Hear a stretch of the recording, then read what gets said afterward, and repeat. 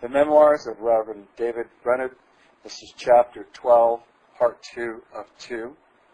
They're being read by Peter John Parisi, also known as Brian Dean. Picking up. Though he had so revived as to be able to travel thus far, yet he manifested no expectation of recovery. He supposed, as his physician did, that his being brought so near to death at Boston was owing to the breaking of ulcers in his lungs. He told me that he had several such ill turns before, only not so high a degree, but as he supposed, owing to the same cause, via the breaking of ulcers, that he was brought lower and lower every time, and that it appeared to him that in his last sickness he was brought as low as it was possible, and yet lived, and that he had not the least expectation of surviving the next return of this breaking of ulcers, but still appeared perfectly calm in the prospect of death. On Wednesday morning, the week after he came to Northampton, he took leave of his brother Israel, never expecting to see him again in this world. He now setting out from hence on his journey to New Haven. When Brainerd came hither, he had so much strength as to be able from day to day to ride out 2 or 3 miles and to return, and sometimes to pray in the family. But from this time he gradually decayed, becoming weaker and weaker. While he was here, his conversation from first to last was much on the same subjects as when in Boston. He spoke much of the nature of true religion in the heart and practice, as distinguishing from its various counterfeit, expressing his great concern that the latter so much prevailed in many places.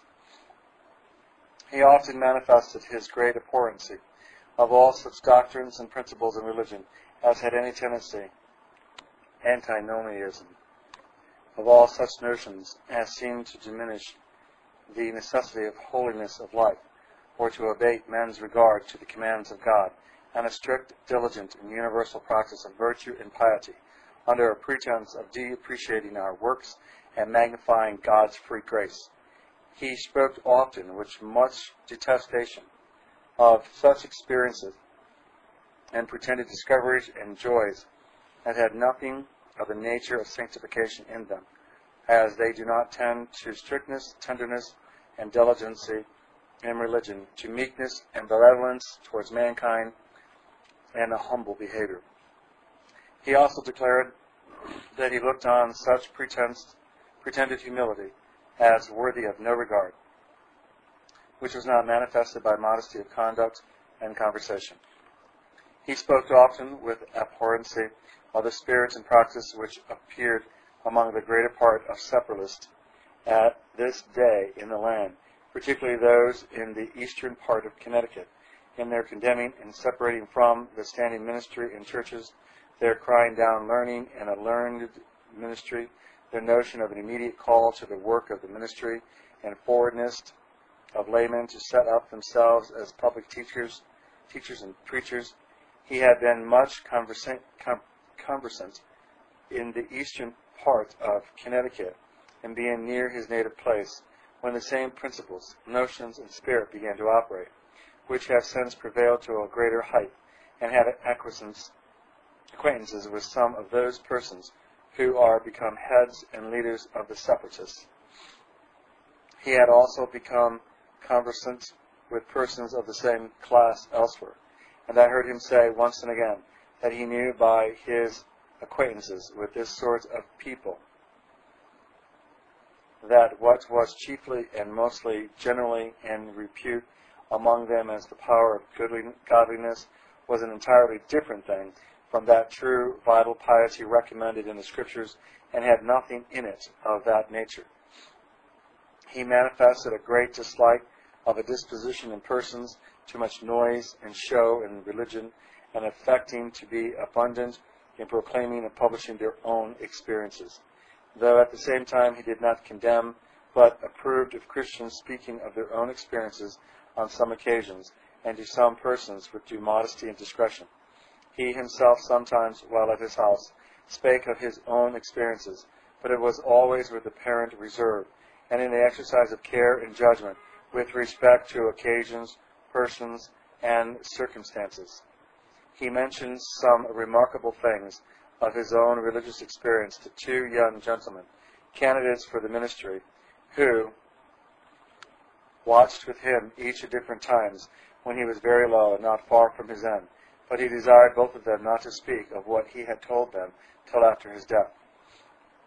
The subject of the debate already mentioned, which he had with a certain gentleman the day he left Boston, seemed to lie with much weight in his mind after he came hither. He began to write a letter to that gentleman expressing his sentiments concerning the dangerous tendencies of some of the tenets he had expressed in conversation, and in the writings he had published, with the consideration by which the exceeding hurtful nature of those notions is evident. But he had not strength to finish this letter. After he came hither, as long as he lived, he spoke much of that future prosperity of Zion, which is so often foretold and promised in the Scripture. It was a theme upon which he delighted to dwell, and his mind seemed to be carried forth with earnest concern about it and intense desires that religion might speedily and abundantly revive and flourish. Though he had not the least expectation of recovery, yet the nearer death advanced, and the more the symptoms of its approach increased, still the more did his mind seem to be taken up with this subject. He told me when near his end that he never in all his life had his mind so led forth in desires and earnest prayers for the flourishing of Christ's kingdom on earth, as since he was brought to exceeding low at Boston. He seemed much to wonder that there appeared no more of a disposition in ministers and people to pray for the flourishing of religion through the world, that so little a part of their prayers was generally taken up about it in their families and elsewhere.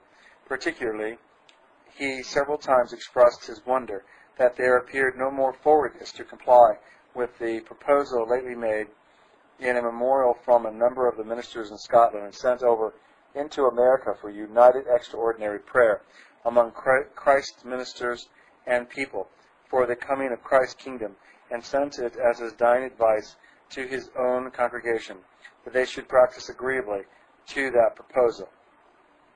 Footnote: his congregation, since this, have with great cheerfulness and unanimity fallen in with this advice, and have practiced agreeably to the proposal from Scotland, and have at times appeared with uncommon engagedness and vibrancy of spirit in their meetings and united devotions, pursuant to that proposed. Also the Presbyteries of New York and New Brunswick, since this, have with one consent fallen in with the proposal, as likewise some others of God's people in those parts. And the footnote: though he was constantly exceeding weak, yet there appeared in him a continual care well to improve time, and fill it up with something that might be profitable, and in some respect for the glory of God or the good of men, either profitable conversation, or writing letters to absent friends, or noting something in his diary, or looking over his former writings, correcting them and preparing them to be left in the hands of others at his death, or giving some directions concerning the future management of his people or employments in secret devotions. He seemed never to be at ease, however ill, if he was not doing something for God or in his service. After he came hither, he wrote a prefix to a diary of the famous Mr. Shepherd's, in those papers before mentioned, lately found, having been much urged to it by those gentlemen in Boston who had the care of the publication, which diary, with his prefix, has since been published. A part of this prefix is inserted in the reflections on these memoirs in the subsequent parts of this volume. End of the footnote. In his diary for Lord's Day, August 9th, he speaks of longing desires after death, through a sense of excellency of a state of perfection. In his diary for Lord's Day, August 16th, he speaks of having so much refreshment of soul in the house of God that it seemed also to refresh his body. And this is not only noted in his diary, but was very observable to others. It was very apparent not only that his mind was exhilarated with inward consolations, but also that his animal spirits and bodily strength seemed to be remarkably restored, as though he had forgotten his illness. But this was the last time that ever he attended public worship on the Sabbath. On Tuesday morning that week, as I was absent on a journey, he prayed with my family, but not without much difficulty, for want of bodily strength. And this was the last family prayer that he ever made. He had been wont, till now, frequently to ride out 2 or 3 miles, but this week, on Thursday, was the last time he ever did so. Lord's Day, August 23rd. This morning I was considerably refreshed with the thought, yea, the hope and expectation of the enlargement of Christ's kingdom, and I could not but hope that the time was at hand when Babylon the Great would fall and rise no more. This led me to some spiritual meditations which were very refreshing to me.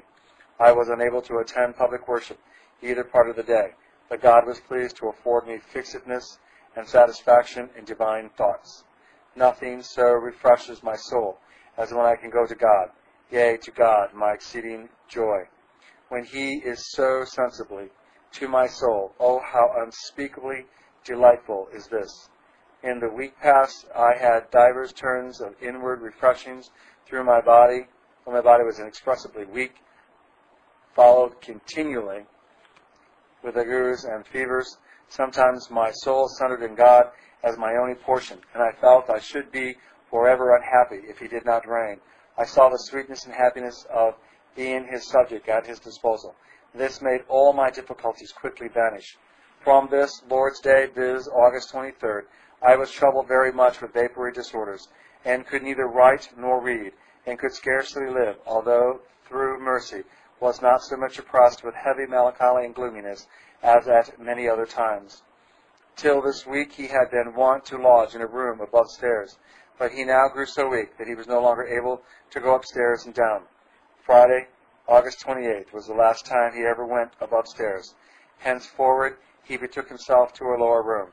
On Wednesday, September 2nd, being the day of our public lectures, he seemed to be refreshed with seeing the neighboring ministers who came hither to the lecture, and expressed a great desire once more to go to the house of God on that day, and accordingly rode to the meeting and attended divine service while the Reverend Mr. Woodbridge of Hatfield preached. He signified that he supposed it to be the last time he should ever attend public worship, as it proved. Indeed, it was the last time that he ever went out of our gate alive. On the Saturday evening next following, he was unexpectedly visited by his brother, Mr. John Brainerd, who came to see him from New Jersey. He was much refreshed by this unexpected visit, this brother being particularly dear to him, and he seemed to rejoice in a devout and solemn manner to see him, and to hear the comfortable tidings which he brought concerning the state of his dear congregation of Christian Indians. A circumstance of this visit, of which he was exceedingly glad, was that his brother brought him some of his private writings from New Jersey, and particularly his diary, which he had kept for many years past. Lord's Day, September 6th. I began to read some of my private writings, which my brother brought to me, and was considerably refreshed with what I found in them. September 7th. I proceeded further in reading my old private writings, and found that they had the same effect upon me as before. I could not but rejoice and bless God for what passed long ago, which without writing had been entirely lost. This evening, when I was in great distress of body, my soul longed that God should be glorified. I saw that was no character but this. I could not but speak to the bystanders then of the only happiness, viz., pleasing God. Oh, that I could forever live to God. The day I trust is at hand, the perfect day. Oh, the day of deliverance from all sin. Lord's Day, September 13th. I was much refreshed and engaged in meditation and writing, and found a heart to act for God. My spirits were refreshed, and my soul delighted to do something for God. On the evening following that Lord's Day, his feet began to appear sensibly swollen, which thenceforward swelled more and more, a symptom of his disillusion coming on. The next day his brother John left him, being obliged to return to New Jersey on some business of great importance and necessity, intending to return again with all possible speed, hoping to see his brother yet once more in the land of the living. Brainerd, having now, with much deliberation, considered of the important affair before mentioned, which was referred to him by the honorable commissioners in Boston, of the corporation in London, for the propagation of the gospel in New England and parts adjacent, viz., the fixing upon and recommending of 2 persons proper to be employed as missionaries to the 6 nations. About this time wrote a letter recommending 2 young gentlemen of his acquaintance to these commissioners, viz., Mr.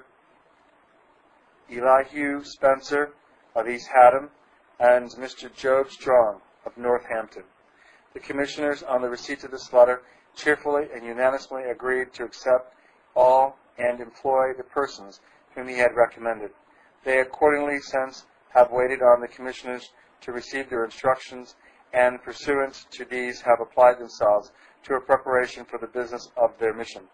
One of them, Mr. Spencer, has been solemnly ordained to that work by several of the ministers of Boston in the presence of an ecclesiastical council conveyed for that purpose, and is now gone forth to the nation of Onitis, about 170 miles beyond Albany. On Wednesday, September 16th, he wrote a letter to a gentleman in Boston, one of those charitable persons before mentioned, who appeared so forward to contribute to the substance for promoting Christianity among the Indians, relating to the growth of the Indian school and the need of another schoolmaster, or some person to assist the schoolmaster in instructing the Indian children. These gentlemen, on the receipt of this letter, had a meeting and agreed with great cheerfulness to give £200 in bills of the old tenure for the support of another schoolmaster, and desired the Reverend Mr. Pemberton of New York, who was then at Boston and was also at their desire present at their meeting, as soon as possible to procure a suitable person for that service, and also agreed to allow £74 to defray some special charges which were requisite to encourage the mission to the 6 nations, beside the salary allowed by the commissioners, which was also done on some intimidations given by Brainerd. Brainerd spent himself much in writing those letters, being exceedingly weak, but it seemed to be much to his satisfaction that he had been able to do it, hoping that it was something done for God, and which might be for the advancement of God's kingdom and glory. In writing the last of these letters, he was obliged to use the hand of another, not being able to write himself. On the Thursday of this week, September 17th, was the last time that ever he went out of his lodging room. That day he was again visited by his brother Israel, who continued with him thenceforward till his death. On that evening he was taken with something of a diarrhea, which looked upon as another sign of his approaching death, whereupon he expressed himself thus: "Oh, the glorious time is now coming. I have longed to serve God perfectly. Now God will gratify those desires."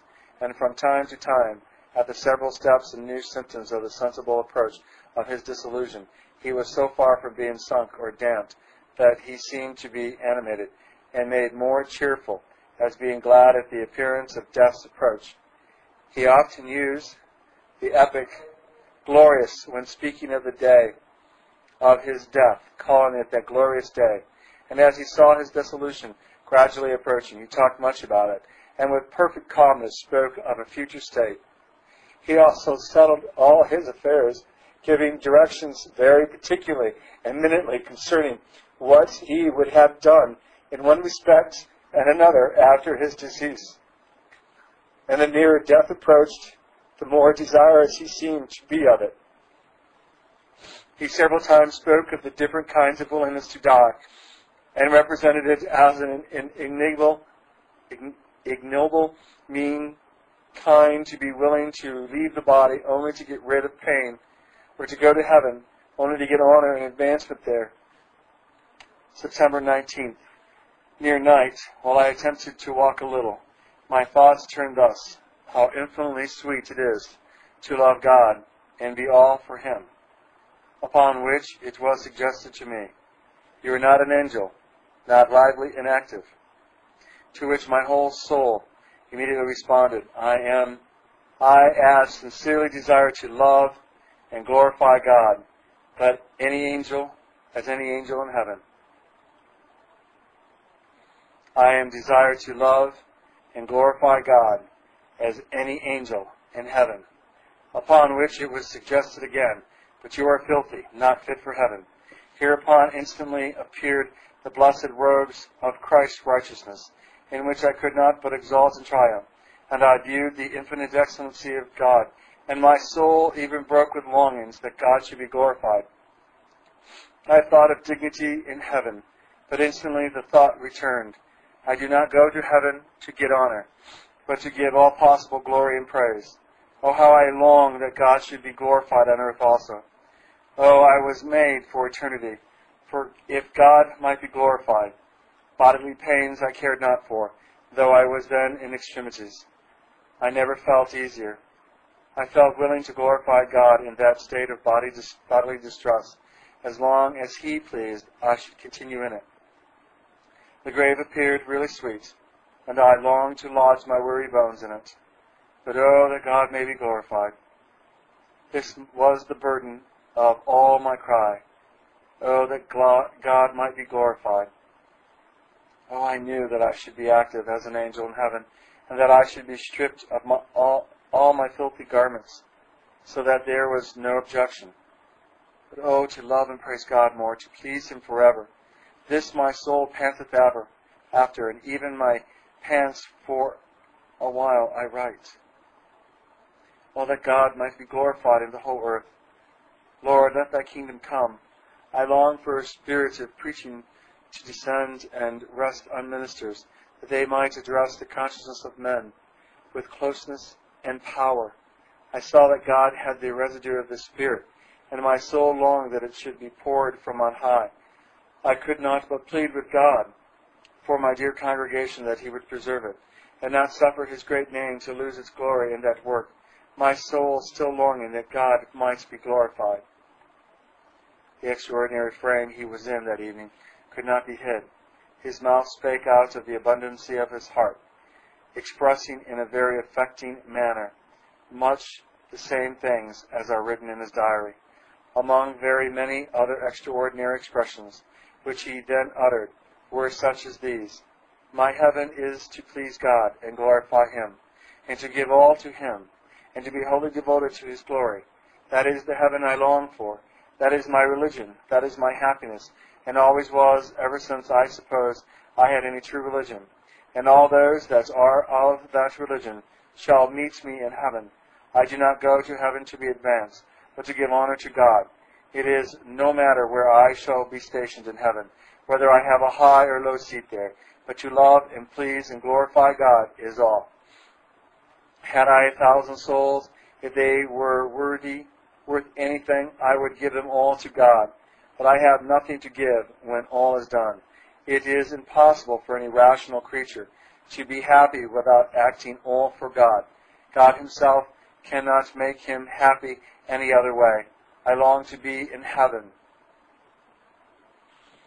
praising and glorifying God with the holy angels. All my desire is to glorify God. My heart goes out to the burying place.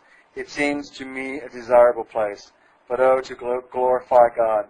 That is it. That is above all. It is a great comfort to me to think that I have done a little for God in the world. Oh, it is but a very small matter. Yet I have done a little, and I lament it, that I have not done more for Him.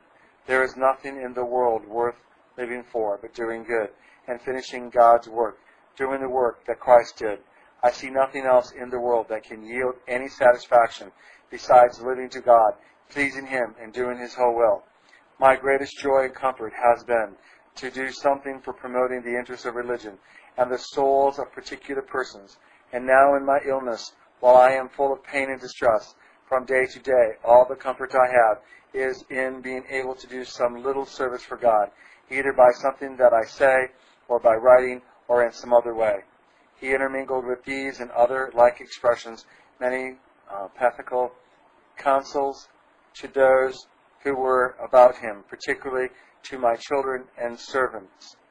He applied himself to some of my younger children at this time, calling them to him and speaking to them one by one, setting before them in a very plain manner the nature and essence of true piety, and its great importance and necessity, earnestly warning them not to rest in anything short of a true and thorough change of heart and a life devoted to God. He counseled them not to be slack in the great business of religion, nor in the least to delay it, enforcing his counsels with this: that his words were the words of a dying man. Said he, I shall die here, and here I shall be buried, and here you will see my grave. And do you remember what I have said to you? I am going into eternity. It is sweet for me to think of eternity, and endlessness of it makes it sweet. But oh, what shall I say to the eternity of the wicked? I cannot mention it nor think of it. The thought is too dreadful. When you see my grave, then remember what I said to you while I was alive. Then think with yourself how the man who lies in that grave counseled and warned me to prepare for death. His body seemed to be marvelously strengthened, though the inward vigor and refreshment of his mind. So that, although before he was so weak he could hardly utter a sentence, yet now he continued his most affecting and profitable discourse to us for more than an hour, with scarce any intermission, and said of it when he had done, it was the last sermon that ever he should preach. This extraordinary frame of mind continued the next day, of which he says in his diary as follows: Lord's Day, September 20th, was still in a sweet and comfortable frame, and was again melted with desires that God might be glorified, and with longings to love and live to him, longed for the influences of the divine Spirit to descend on ministers in a special manner. And oh, I longed to be with God, to behold his glory, and to bow in his presence.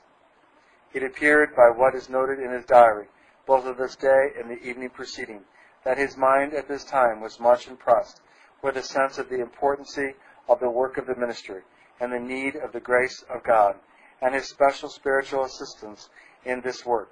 It also appeared in what he expressed in conversation, particularly in his discourse to his brother Israel, who was then a member of Yale College at New Haven, prosecuting his studies for the work of the ministry. Footnote: this young gentleman was an ingenious, serious, studious, and hopeful, pious person. There appeared in him many qualities giving hope of his being a great man in his day. But it has pleased God since the death of his brother to take him away also. He died that winter at New Haven, January 6, 1748, after about a fortnight illness. End of the footnote. He now and from time to time, in this his dying state, recommended to his brother a life of self-denial, of weanedness from the world, and devotedness to God, and an earnest endeavor to obtain much of the grace of God's Spirit and God's gracious influence on his heart, representing the great need which ministers stand in of themselves, and the unspeakable benefit of them from his own experience. Among many other expressions he said thus: when ministers feel these special gracious influences on their hearts, it wonderfully assists them to come at the conscious of men, and as it were to handle them, whereas without them, whatever reason and oratory we make use of, we do but make use of stumps instead of hands. September 21st. I began to correct a little volume of my private writing. God, I believe, remarkably helped me in it. My strength was surprisingly lengthened out. My thoughts were quick and lively, and my soul refreshed, hoping it might be a work of God. Oh, how good, how sweet it is to labor for God. September 22nd. Was again employed in reading and correcting, and had the same success as the day before. I was exceeding weak, but it seemed to refresh my soul thus to spend time. September 23rd. I finished my corrections of the little piece before mentioned, and felt uncommonly peaceful. It seemed as if I had now done all my work in this world, and stood ready for my call to a better. As long as I see anything to be done for God, life is worth having. But oh, how vain and unworthy it is to live any lower end. This day I indited a letter, I think, of great importance to the Reverend Mr. Byram in New Jersey. Oh, that God would bless and succeed that letter, which was written for the benefit of his church. Footnote. It was concerning the qualifications of ministers and the examination and licensing of candidates for the work of the ministry. End of footnote. Oh, that God would purify the sons of Levi, that his glory may be advanced. This night I endured a dreadful turn, wherein my life was expected scarce in minutes or an hour altogether. But blessed be God, I have enjoyed considerable sweetness and divine things this week, both by night and day. September 24th. My strength began to fail exceedingly, which looked further as if I had done all my work. However, I had strength to fold and superscribe my letter. About 2, I went to bed, being weak and much disordered, and lay in a burning fever till night, without any proper rest.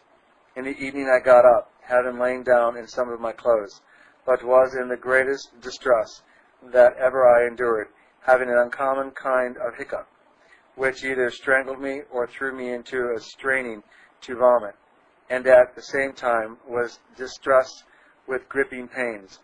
Oh, the distress of this evening! I had little expectation of my living this night through, nor indeed had any about me, and I longed for the finishing moment. I was obliged to repair to bed by 6 o'clock, and through mercy enjoyed some rest, but was grievously distressed at turns with the hiccup. My soul breathed after God. When shall I come to God, even to God, my exceeding joy? Oh, for his blessed likeness. September 25th. This day I was unspeakably weak, and little better than speechless all the day. However, I was able to write a little, and felt comfortably in some parts of the day. Oh, it refresheth my soul to think of former things, of desires to glorify God, of the pleasure of living to him. O blessed God, I am speedily coming to thee, I hope. Hasten the day, O Lord, if it be thy blessed will. O come, Jesus, Lord Jesus, come quickly. Amen. Footnote. This was the last time that ever he wrote in his diary with his own hand, though it was continued a little further in a broken manner, written by his brother Israel, but indited by his mouth in this his weak and dying state. September 26th. I felt the sweetness of divine things this forenoon, and had the consolation of a consciousness that I was doing something for God. Lord's Day, September 27th. This was a very comfortable day to my soul. I think I awoke with God. I was enabled to lift up my soul to God early this morning, and while I had little bodily strength, I found freedom to lift up my heart to God for myself and others. Afterwards was pleased with the thoughts of speedily entering into the unseen world. Early this morning, as one of the family came into the room, he expressed himself thus: I have had more pleasure this morning than all the drunkards in the world enjoy. So much did he esteem the joy of faith above the pleasures of sin. He felt that morning an unusual appetite to food, with which his mind seemed to be exhilarated, looking on it as a sign of the very, very near approach of death. At this time he also said, I was born on a Sabbath day, and I have reason to think I was newborn on a Sabbath day, and I hope I shall die on this Sabbath day. I shall look upon it as a favor, if it may be the will of God that it should be so. I long for the time. Oh, why is his chariot so long in coming? Why tarry the wheels of his chariot? I am very willing to part with all. I am willing to part with my dear brother John, and never to see him again, to go to be forever with the Lord. Footnote. He had before this expressed a desire, if it might be the will of God, to live till his brother returned from New Jersey, who, when he went away, intended, if possible, to perform his journey and return in a fortnight, hoping once more to meet his brother in the land of the living. The fortnight was now near expired. It ended the next day. End of footnote. Oh, when I go there, how will God's dear church on earth be upon my mind? Afterwards, the same morning, being asked how he did, he answered, I am almost in eternity. I long to be there. My work is done. I have done with all my friends. All the world is nothing to me. I long to be in heaven, praising and glorifying God with the holy angels. All my desire is to glorify God. During the whole of these last 2 weeks of his life, he seemed to continue in this frame of heart, loose from all the world, as having finished his work and done with all things here below. He had now nothing to do but to die, and to abide in an earnest desire and expectation of the happy moment when his soul should take its flight, to a state of perfect holiness, in which he should be found perfectly glorifying and enjoying God. He said that the consideration of the day of death and the day of judgment had a long time been peculiarly sweet to him. From time to time he spake of his being willing to leave the body and the world immediately, that day, that night, that moment, if it was the will of God. He also was much engaged in expressing his longings that the Church of Christ on earth might flourish and Christ's kingdom here might be advanced, notwithstanding he was about to leave the earth and should not with his eyes behold the desirable event, nor be instrumental in promoting it.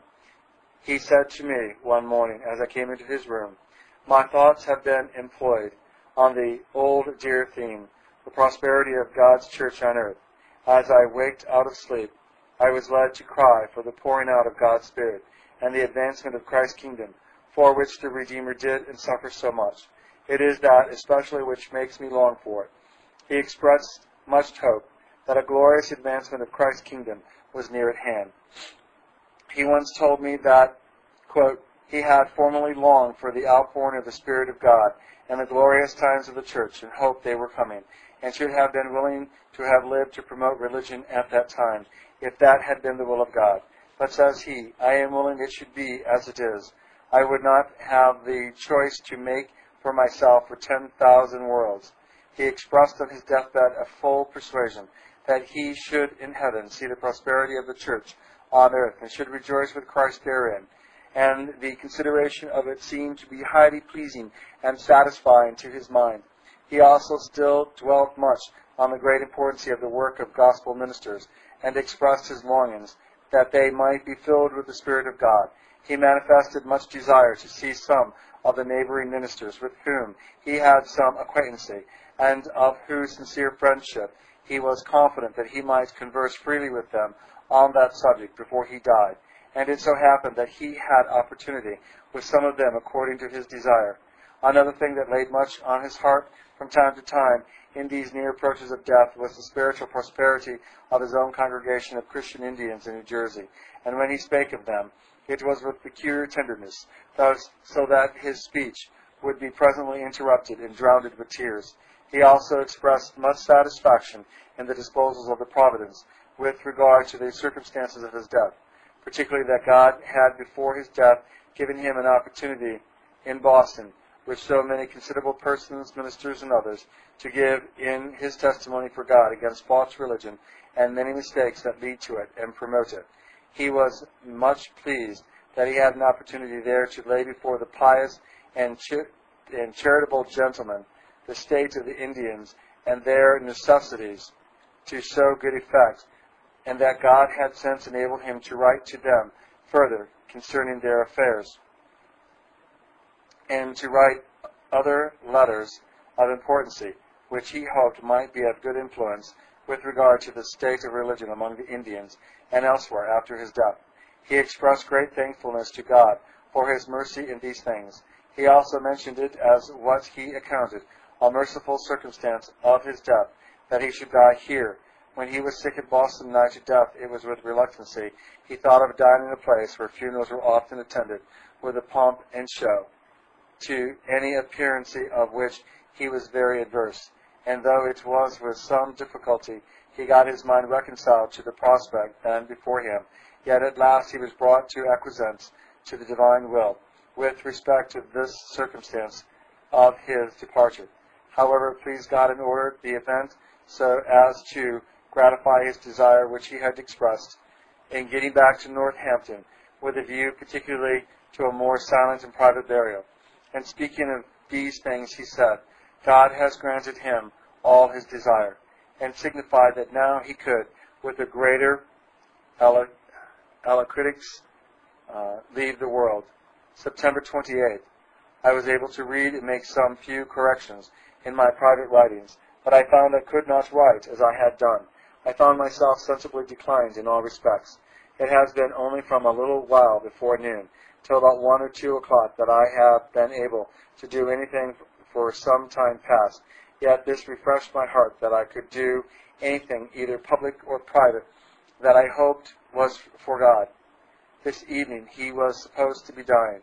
He thought so himself, and was thought so by those who were about him. He seemed glad at the appearance of the near approach of death. He was almost speechless, but his lips appeared to move, and one that sat very near him heard him utter such expressions as these: "Come, Lord Jesus, come quickly. Oh, why is his chariot so long in coming?" After he revived, he blamed himself for having been too eager to be gone, and in expressing what he found in the frame of his mind at that time, he said he then found an inexpressible sweet love to those whom he looked upon as belonging to Christ, beyond almost all that ever he felt before, so that it seemed, to use his own words, like a little piece of heaven to have one of them near him. And being asked whether he heard the prayer that was at his desire made with him, he said yes, he heard every word, and had an uncommon sense of the things that were uttered in that prayer, and that every word reached his heart. On the evening of Tuesday, September 29th, as he lay on his bed, he seemed to be in an extraordinary frame, his mind greatly engaged in sweet meditations concerning the prosperity of Zion, there being present here at that time 2 young gentlemen of his acquaintance, who were candidates for the ministry. He desired us all to unite in singing a psalm on that subject, even Zion's prosperity. And on his desire we sang a part of the 102nd Psalm.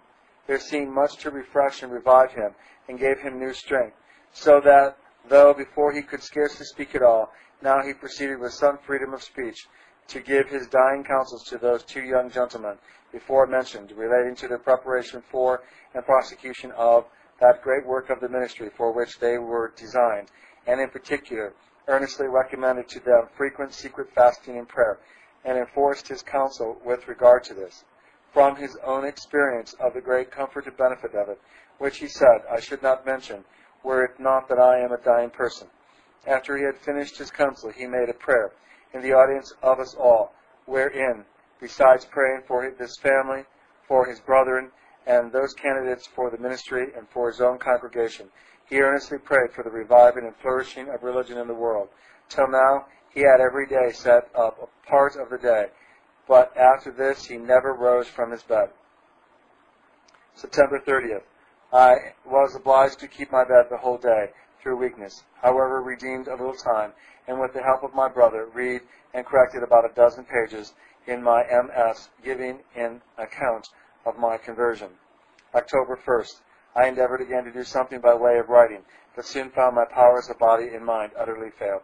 Felt not so sweetly as when I was able to do something which I hoped would do some good. In the evening was discomposed and wholly delirious, but it was not long before God was pleased to give me some sleep and fully compose my mind. Footnote: from this time forward he had the free use of his reason till the day before his death, except that at some times he appeared a little lost for a moment, when first waking out of sleep. End of footnote.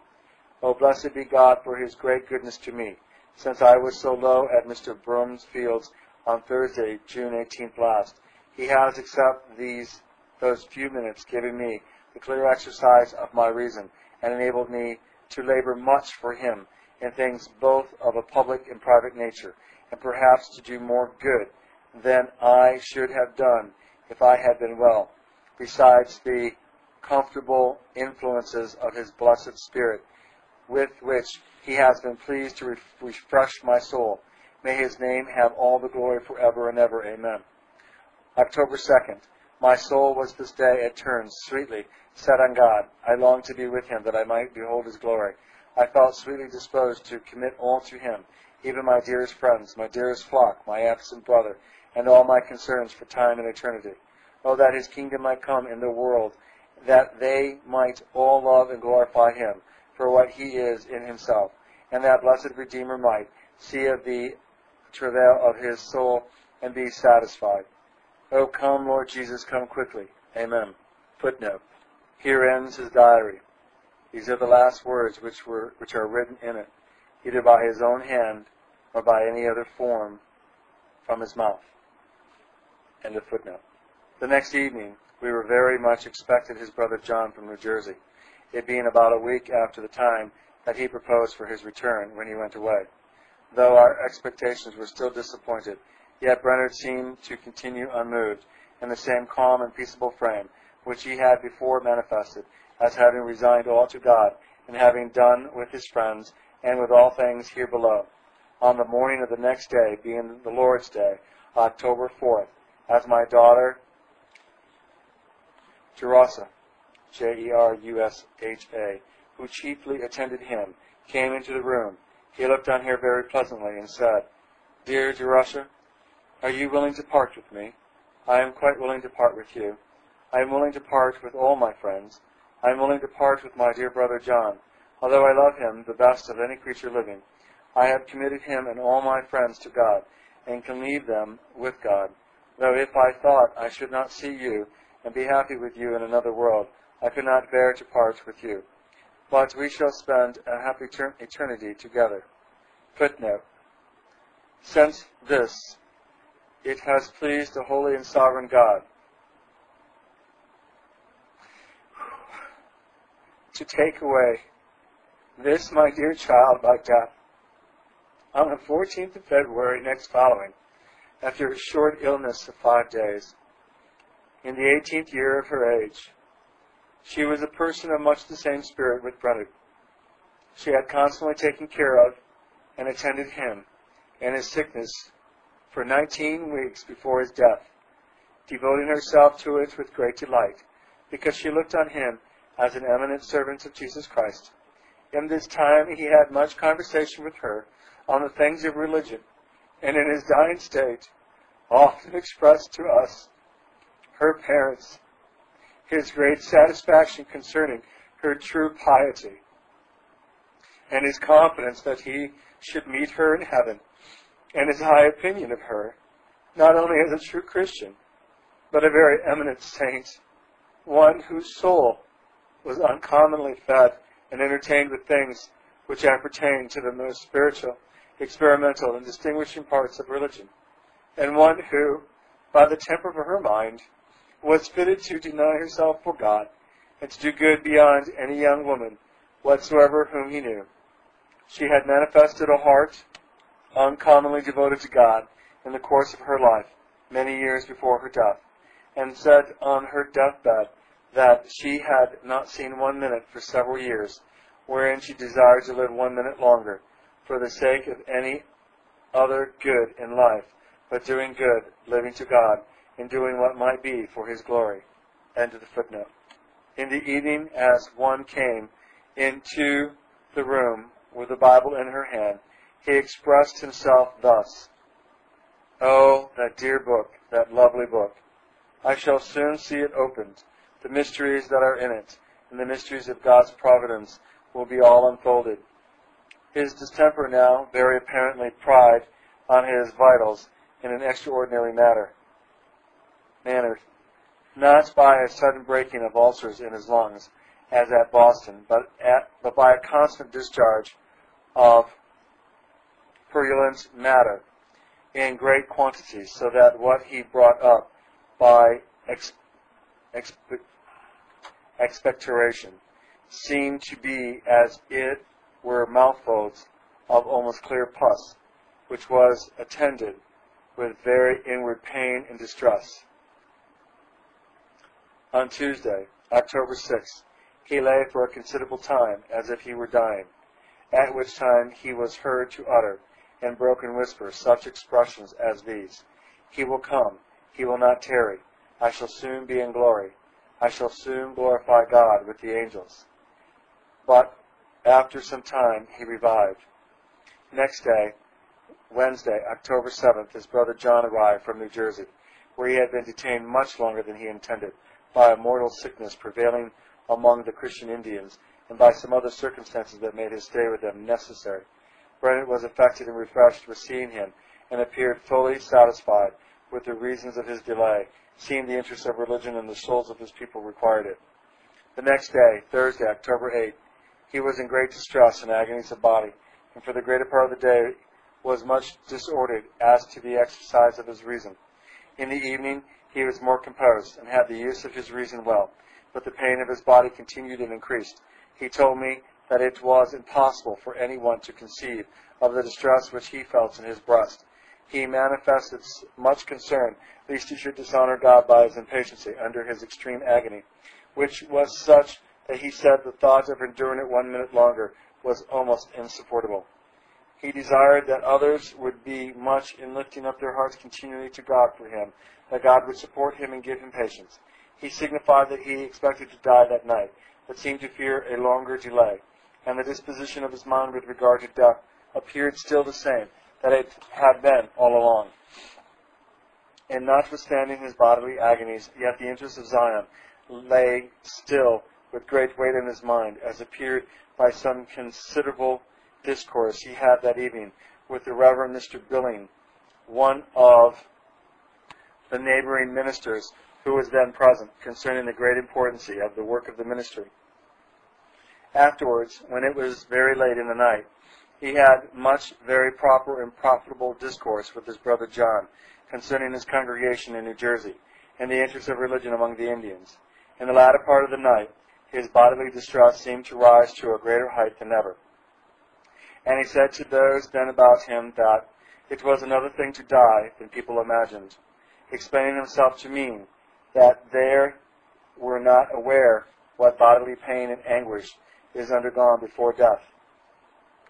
Towards day, his eyes fixed, and he continually lying immovable, till about 6 o'clock on Friday, October 9th, 1747, when his soul, as we may well conclude, was received by his dear Lord and Master as an eminently faithful servant into that state of perfection of holiness and fruition of God, for which he had so often and so ardently longed, and was welcomed by the glorious assembly in the upper world as one particularly fitted to join them in their blessed employ and employment.